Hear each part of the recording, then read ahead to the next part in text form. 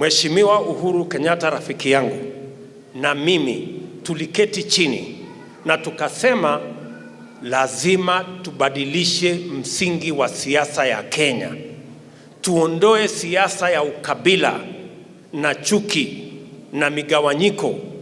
Tuweke siasa ya sera ya maendeleo na kubadilisha maisha ya Wakenya. Na hatukurudi nyuma. Ni kwa sababu ya hiyo msingi tulikubaliana na Mheshimiwa Uhuru Kenyatta. Na wakati mimi niliamua ya kwamba nitamuunga mkono Mheshimiwa Uhuru Kenyatta awe rais wa 4 wa Jamhuri ya Kenya, watu wengi wakiwemo wale walikuwa mazishi jana waliniambia ya kwamba hakuna vile wewe unaweza kuunga mkono Uhuru Kenyatta kwa sababu yeye alikuwa eti ni Mkikuyu kama Mwai Kibaki ambaye alikuwa ofisini. Lakini niliwaeleza siku hiyo na ninawaeleza hata na leo ya kwamba niliunga mkono Mheshimiwa Uhuru Kenyatta sio kwa sababu ya kabila yake, sio kwa sababu alikuwa anawakilisha kabila yake, ni kwa sababu mimi na yeye tuliketi chini tukakubaliana kwa sera ya kuweka maendeleo Kenya hii ya barabara na reli na kuunganisha stima na kujenga technical training college na kuweka maji katika taifa letu la Kenya, ndio Kenya iwe bora kuliko vile ilivyokuwa wakati huo. Hiyo ndio sababu niliunga mkono Mheshimiwa Uhuru Kenyatta. Na nilimuunga mkono nikijua ya kwamba Mwai Kibaki alikuwa ofisini na ilikuwa ni makusudi ndio tuweze kuondoa siasa ya ujinga ya kuweka watu katika mirengo ya kabila. Mimi nataka niwaulize, hatuwezi, na nataka nirudie, hatuwezi kurudi katika siasa ya ukabila. Mimi naomba rais, jana vile vitu uliongea rais kabisa ya ukweli, hata kama mimi ni mtu wa nyuma huko, nimekuhurumia. Na I have looked at you, President Uhuru Kenyatta, and I don't know, the one we used to work together and this one, nikashindwa, is it the right person ama somebody cloned the right president na akaenda wapi?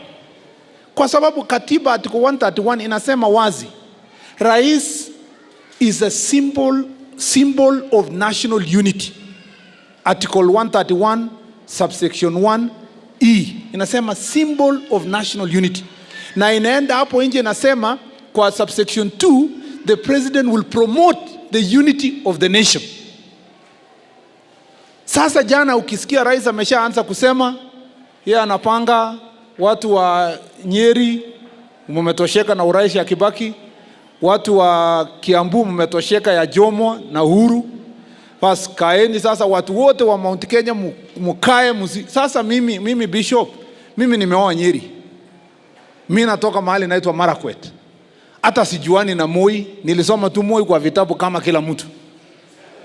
Sasa hii watoto yangu wengine mama yao anatoka Mount Kenya, baba yao anatoka kwa Rift Valley, sasa watafanya nini bishop? Mniambie tu kweli. Yeah?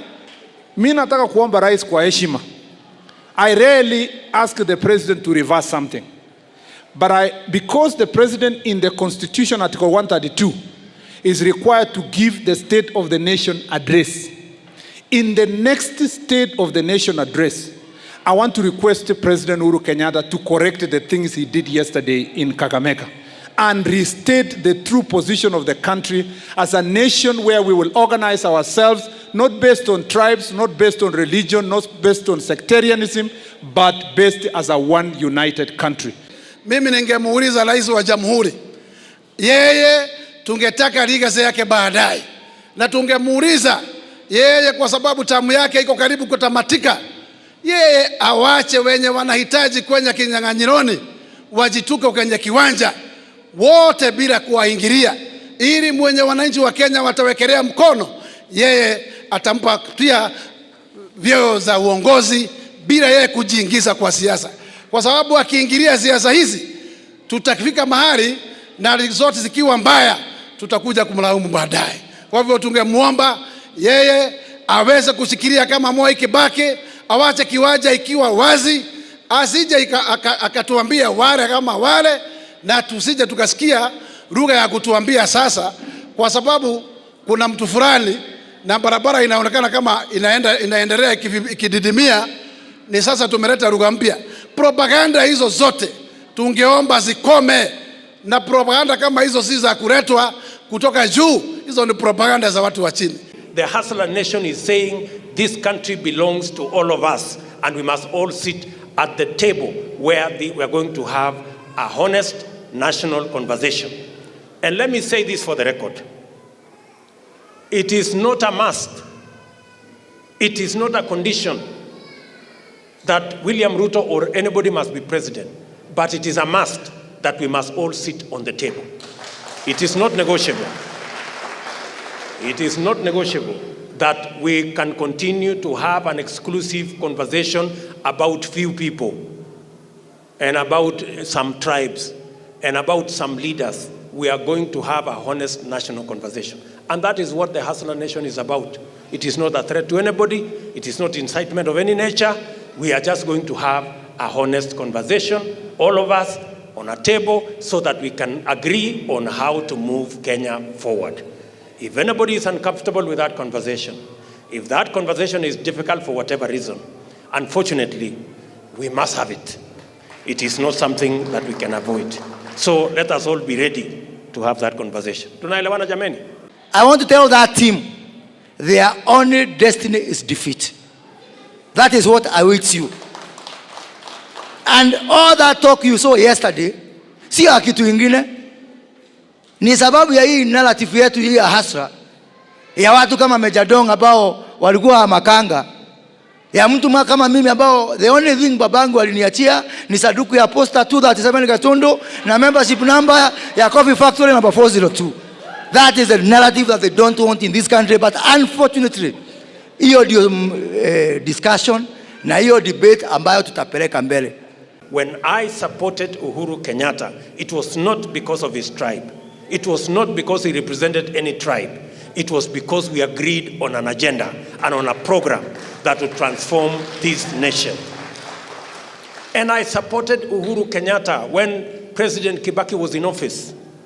Many of the people who were talking yesterday, they were the ones who are telling me, you cannot support another Kikuyu. And I told them, I am not supporting Uhuru Kenyatta because of his tribe. I am supporting Uhuru Kenyatta because we have a plan that would transform this nation. They were telling me that you cannot support Uhuru Kenyatta because he is not only a Kikuyu, but he is also the son of a former president. But that is not what we are looking for. We are looking for how to change this nation. And therefore I want to tell them, my friends, you better be prepared for the new conversation we are going to have in Kenya. Don't tell us about tribes. We want to have a conversation about every hustle. Don't tell us that we are going to discuss power. Yes, as we discuss power to be shared by the big boys and by the leaders, we must also have a conversation about empowerment and opportunity for ordinary people to chase their dreams as well. And you cannot tell us we are going to have a conversation about positions only. Prime Minister, I don't know, President and the rest. We must have a conversation, a serious conversation about millions of people who do not have jobs. And when are they going to have jobs? Every family has 2 to 3 young guys who have finished school, but they have no jobs. It is their time for us to have a conversation about them also. And therefore, when we say, for the first time in Kenya, we are going to have a conversation that will involve everybody, an inclusive conversation. Na tukiangalia Deputy President, you are now 54 years old. Sasa hawa vijana wengine wa miaka 50, 40, 30, 20, wajipange na wewe tusongesha hii Kenya mbele. Na tukue watu ambao ni waaminifu, kwa sababu tulisema ya Uhuru 10 na ya Ruto, ya Uhuru 10 na ya Ruto 10. Sisi mahasela akatuita takataka. Na ningetaka niambie the former prime minister, hawa wananchi na sisi wenyewe, we cannot be useful wakati tunalipa kodi, when paying taxes. We cannot be useful when we are voting for you and the other mabwenyenyes. Then we become takataka and unuseful when we request for a space on the table that makes decisions in this country. Nataka kumwambia heshimu wa Kenya wote, vile mama mboga wanauliza, vile watu wa bodaboda wanauliza, vile mahoka kama mimi, nilikuwa hoka pale Thika, tunauliza maneno ya hoka ikikuwa discussed, maneno ya bodaboda ikikuwa discussed, maneno ya walala hoi na wenye wamelala njaa ikikuwa discussed, tukue na mwenye amelala njaa hapo, kwa sababu ndiye anaelewa maneno ya wenye wamelala njaa.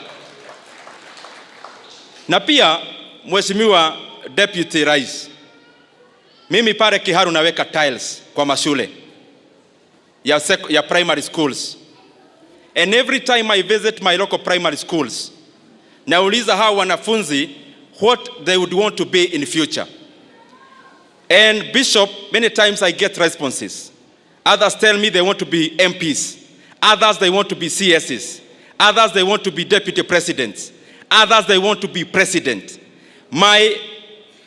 Ama jukumu yangu na vile na mwito wangu nauliza siku ya leo, the dreams of those hustlers that I represent, and the dreams of the hustlers and the children of hustlers that I represent, those dreams cannot be achieved because ati mtu moja ya kabila yao amefika kwenye wanataka kufika. Their dreams are separate from any other individual in their tribes.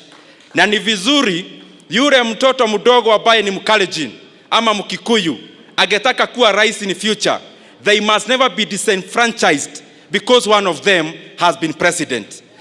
Any young Luo in Nyando must never be disfranchised, never to become a prime minister because one of them was prime minister. Yale mambo ambayo tuliona jana Western, tunaona watu wanakasirika.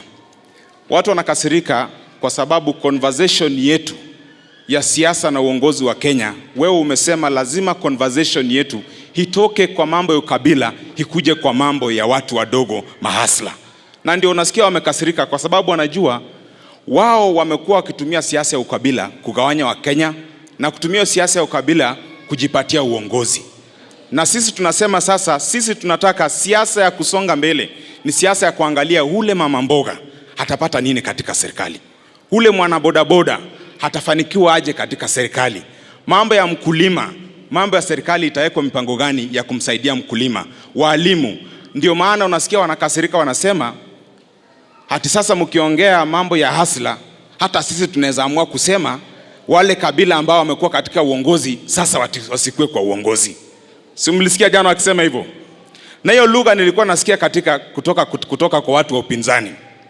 Nataka tuombe rais wetu Bishop. Ndio sasa, kwa sababu unajua ile mambo ya 41 tribes against one ilikuwa inatoka katika watu ya upinzani. Naona sasa hao watu ya upinzani wamekaa sana karibu na rais wetu, mpaka tunasikia jana rais anasema 40 tribes against 2. Fimbo ikuje inyoroshe uchumi wa Kenya, sababu uchumi wa Kenya umeisha. We are the lowest we can ever be.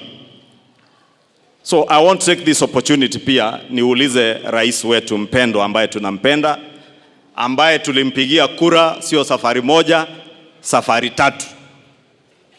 Tumuulize ashike fimbo, anyoroshe hii uchumi irudi mahali Mwai Kibaki alituachia uchumi akimpea hatamu ya uongozi. Tunyoroshe nchi, watoto wetu waweze kusoma na wakisoma wapate ajira. La mwisho, waache madharau. Mahasla sio takataka, mahasla ni wa Kenya. Na wamekuwa mahasla sababu ya uongozi mbaya unaozingatia ukabila. Ndio mahasla wamesema watarudi one step backwards, waangalie mahali walipotea, warudishe nchi mahali inafaa kuwa. Kitu mimi nataka watu waelewe ni kwamba when we look at our deputy president, Sisi hatuoni kabila, tunaona uongozi ile His Excellency the Deputy President yuko nayo ndani yake. Your Excellency, I can tell you this without fear. You represent us. Wale watu tunaitanga mtaani, watu wamejilea. And when we look at you, we see hope, we see aspirations of many people. Na sisi tukikuangalia, Your Excellency, we are happy to be associated with you. One thing mimi nitawaomba, sisi kama wa Kenya, let's not be diverted from our focus. Mtu yoyote anakuja kutuambia mambo ya ukabila, anafaa kujiuliza swali moja. Saa zile sisi tunaangalia kiongozi, hatuangaliangi ni kabila gani ametoka. Sisi tukiangalia kiongozi, tunaangalia ile kitu Mungu ameweka ndani yake. We know the Deputy President is ready to take us to the next level. Watu wengi saa hizi wale ambao wamezoea kutuuzia ukabila, saa hizi wamepata wasiwasi kwa sababu biashara yao ya ukabila na bei ya ukabila Kenya imepungua, na hasara itapatikana kwa biashara yao, kwa sababu Wakenya hawataki kuuziwa ukabila tena, wanataka kuuziwa sera, na wanataka kujua maisha yao itabadilika vipi, changamoto walizonazo itashughulikiwa vipi, na uko na mpango ya kushughulikia mahitaji yao na changamoto zao, na uko na suluhu ya yale mambo yanahitaji, ama wewe unatuuzia tu kabila yako na mambo duni ya kusema wewe unatoka sehemu fulani. Mimi nataka niseme hivi kwa marafiki zetu, hii mjadala lazima tutabadilisha. Mujipange, mkue tayari, kwa sababu nyinyi mnataka kutuuzia mambo ya makabila. Mahasla wa Kenya hawana biashara na makabila, wanataka kujua biashara yao ya kuuza mboga ama ya bodaboda ama ya kiosk ama ya saloon ama hiyo ingine itaendelea namna gani. They have no business na mambo ya makabila. Jambo la pili, msituambie tutakuwa tunaongea mambo ya viongozi na interests zao.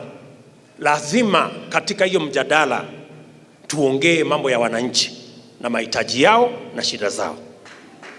Jambo la tatu, hamuwezi kutuambia tutaongea mambo ya mamlaka na vile viongozi watagawana mamlaka. Vile vile katika hiyo meza lazima tuongee mambo ya mwananchi mdogo, empowerment ya mwananchi mdogo, opportunity ya mwananchi mdogo na biashara yake. Atafanya biashara vipi? Atasaidiwa kufanya biashara vipi wakati viongozi wanazungumzia mambo ya kugawana mamlaka? Jambo la nne, vile wanataka tuongee mambo ya vyeo na vile viongozi watagawana vyeo, sijui prime minister, sijui deputy prime minister, sijui rais na hiyo ingine. Lazima pia tuongee mambo ya kazi kwa mamilioni ya vijana wa taifa la Kenya ambao hawana matumaini. Ila damu yake Yesu na wema wako ndiye dhambi zangu, ndiye kwake tunasimama, ndiye mwamba, ndiye mwamba nisa, ndiye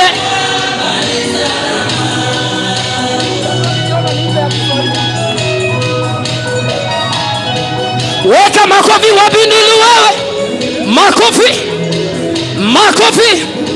Waheshimiwa, tuende, tuende, tuende, tuende, tuende, tuende.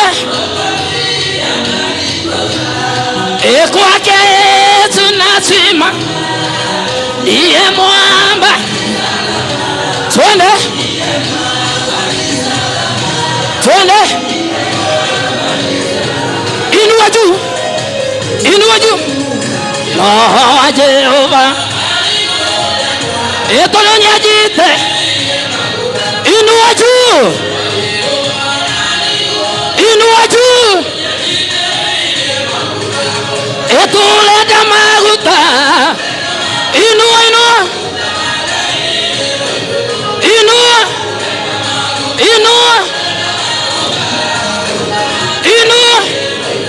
Wapi makofi, wapi makofi. Wapi makofi. Wapi makofi. Watu wengi sana wameudhika kwa sababu we don't vote for community, we vote a person. Na hiyo maneno mimi nilikuwa najiuliza wakati Kibaki aliondoka. Sasa mimi niko pande ile ingine kidogo. Wakati Kibaki aliondoka hakuwa anakumbuka it is the same community inaongoza. Si angesema wakati huo kwa sababu hii community ya Kibaki ndio imeongoza, tuachie community nyingine. Ikifika ni mtoto wa maskini inasemekana ni community. Hiyo tukiwa wachungaji wote tumekataa. We vote a person. We don't vote for community. Sisi tukiwa kama taifa tulikataa kwamba we shall never return to that particular path where we begin to discriminate each other based on tribe, religion or where somebody comes from. Sisi tumezungumza na tumezungumza kuhusu the hustler nation, and there is something that I'd wish to put on record so that people can understand and distinguish. Mimi naona watu wengi wanataka kujumulisha na kutuambia sisi tunataka kuzungumza hii maneno ya ukabila because you're also speaking about the hustler nation. I want to make it clear to them that please understand us. Sisi hatuzungumzi hiyo lugha yenu ya exclusion. Tribal conversations are about excluding other people. It is about telling others that wewe huwezi kukuja hapa because you come from this place or the other. But the hustler conversation is about inclusion. It is about having everybody on the table so that as you discuss, as you make plans for the future, unaongeza Wakenya wote wakae pamoja na nyinyi hapo. Tunasema mara nyingi sisi wote hulipa ushuru kama Wakenya. But when it comes to making plans for the government, wale wadosi wa pale juu wanapanga mambo yao na wanasahau mambo ya maskini, wanasahau mambo ya mahasla. Tunasema as you are building the expressway and the super highway, tutengenezeni nafasi yetu pia so that sisi tuweze kupita na pikipiki zetu na mikokoteni yetu, sababu hiyo ndio maisha sisi ambaye tumejipata. Msitudharau na kutuambia ile lugha ambaye tulisikia ikitumika jana, ambaye watu wanasema ati hustlers na maneno yao hiyo ni takataka. That is very wrong.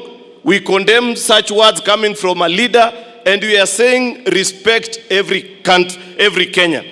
Mimi ningemuuliza rais wa jamhuri, yeye tungetaka legacy yake baadaye, na tungemuuliza yeye kwa sababu tamu yake iko karibu kutamatika, yeye awache wenye wanahitaji kwenye kinyang'anyironi wajituke kwenye kiwanja wote bila kuwaingilia, ili mwenye wananchi wa Kenya watawekelea mkono, yeye atampa pia vyeo za uongozi bila yeye kujiingiza kwa siasa. Kwa sababu akiingilia siasa hizi tutafika mahali na zote zikiwa mbaya tutakuja kumlaumu baadaye. Kwa hivyo tungemuomba yeye aweze kushikilia kama Moi Kibaki, awache kiwanja ikiwa wazi, asije akatuambia wale kama wale, na tusije tukasikia lugha ya kutuambia sasa kwa sababu kuna mtu fulani na barabara inaonekana kama inaendelea ikididimia, ni sasa tumeleta lugha mpya. Propaganda hizo zote tungeomba zikome, na propaganda kama hizo si za kuletwa kutoka juu, hizo ni propaganda za watu wa chini. Na hapa tuko na Kimani Ichung'wah.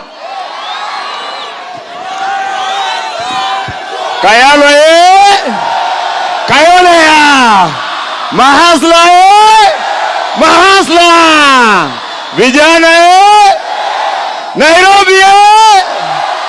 Mheshimiwa Naibu wa Rais, nimeongea na huyu kijana chairman na hawa vijana, ananiambia wao hawana kazi na wanasema kazi yao ni ya mahasol, uwajenge kihasol. Kayole, nyinyi ni watu wa wheelbarrow ama watu wa BBI? Hebu nione watu wa wheelbarrow Kayole. Na watu wa BBI hebu niwaone. Munataka wheelbarrow ama munataka BBI? Nyinyi ni watu wa wheelbarrow. Ndio maana tunawaambia wale ambao wanakasirika, tukisema mahasla wanataka wheelbarrow, wanataka ajira, wanataka kazi, hawataki mambo ya viongozi na vyeo. Waache kutukasirikia na kutuletea mambo ya ukabila. Tuamwe. Haya, tukisema kazi ni kazi, mnasema wheelbarrow. Kazi ni kazi. Kazi ni kazi. Nairobi, kazi ni kazi.